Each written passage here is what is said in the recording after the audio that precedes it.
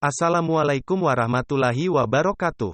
Baik, di sini kita akan membahas tentang perilaku konsumen di dalam ekonomi mikro syariah, di mana perilaku konsumen merupakan salah satu cara yang paling efektif untuk menyusun strategi pemasaran produk yang akan Anda tawarkan. Konsumen merupakan orang atau sekelompok orang yang menggunakan barang dan jasa untuk keperluan diri sendiri, keluarga, masyarakat atau makhluk lain dan bukan untuk diperjualbelikan lagi. Artinya, konsumen adalah orang yang mengambil nilai manfaat dari barang atau jasa tersebut. Untuk memahami secara objektif, ada beberapa pendapat ahli mengenai definisi perilaku konsumen yaitu, 1. Leon Schiffman dan Leslie Canuck. Bagaimana perilaku konsumen menurut mereka berdua merupakan bagaimana seorang konsumen membuat keputusan sampai mereka mau membelanjakan sumber daya yang mereka miliki untuk mendapatkan apa yang ingin mereka konsumsi. 2. Philip Kotler dan Kevin Keller. Di mana perilaku konsumen merupakan seseorang baik secara individu maupun kelompok dalam mempertimbangkan, memilih, membeli, memanfaatkan, hingga melakukan evaluasi sebuah produk dalam rangka memenuhi kebutuhan mereka. Dan yang ketiga, John C. Mowen dan Michael Minor, di mana kedua tokoh ini menyatakan bahwa perilaku konsumen menjelaskan tentang bagaimana seorang konsumen berproses dalam menentukan keputusan terhadap sebuah produk, mulai dari menerima, membeli, memanfaatkan, dan menentukan barang atau jasa yang digunakan. Adapun cara mengukur manfaat dan kepuasan pelanggan atau konsumen, di mana kepuasan pelanggan adalah ukuran yang menunjukkan sejauh mana kebutuhan dan harapan pelanggan terpenuhi oleh produk atau layanan yang diberikan oleh perusahaan.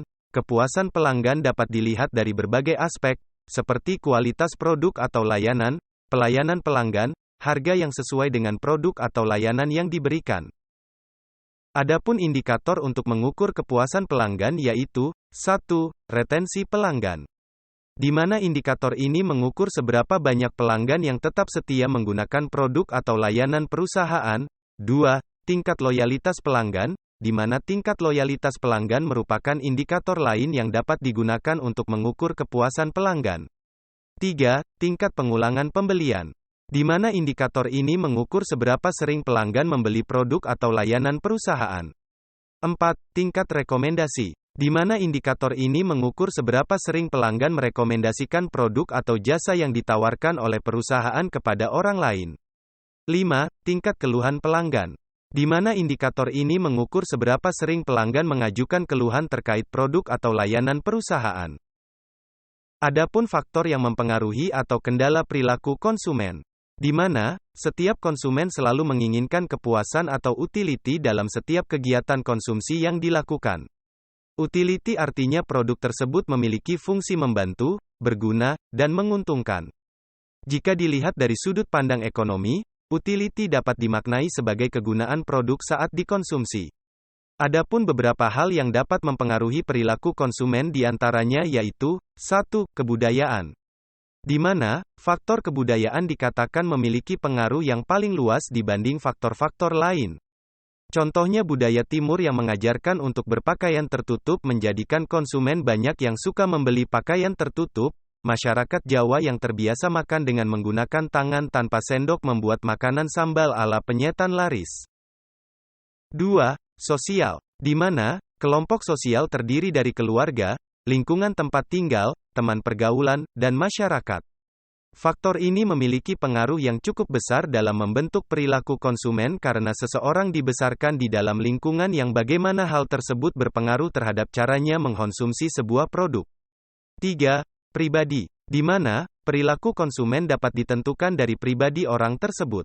Misalkan saja faktor usia, psikologi, kesehatan, kepribadian, gaya hidup, kondisi ekonomi, jabatan, dan konsep diri dari konsumen tersebut. 4.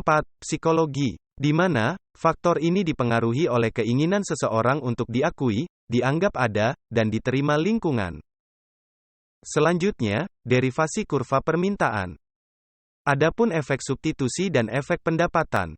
Seperti kita ketahui bahwa harga merupakan salah satu faktor yang menentukan besarnya tingkat konsumsi barang dan jasa. Pengaruh perubahan harga terhadap jumlah barang dan jasa yang diminta dibagi menjadi dua yaitu, 1. Efek substitusi atau substitution effect.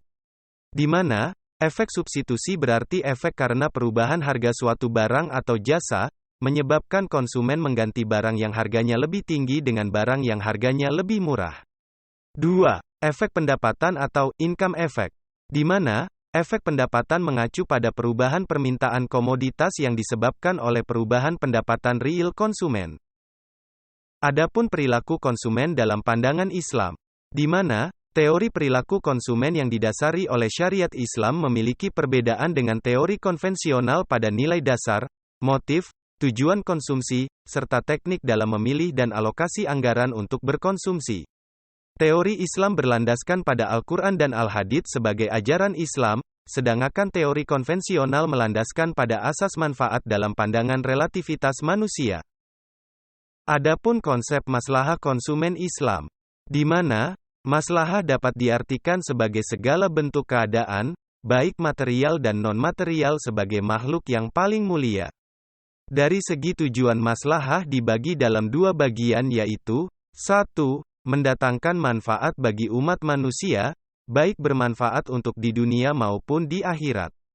2. Menghindarkan kemudaratan atau bahaya dalam kehidupan manusia baik kemudaratan di dunia maupun di akhirat.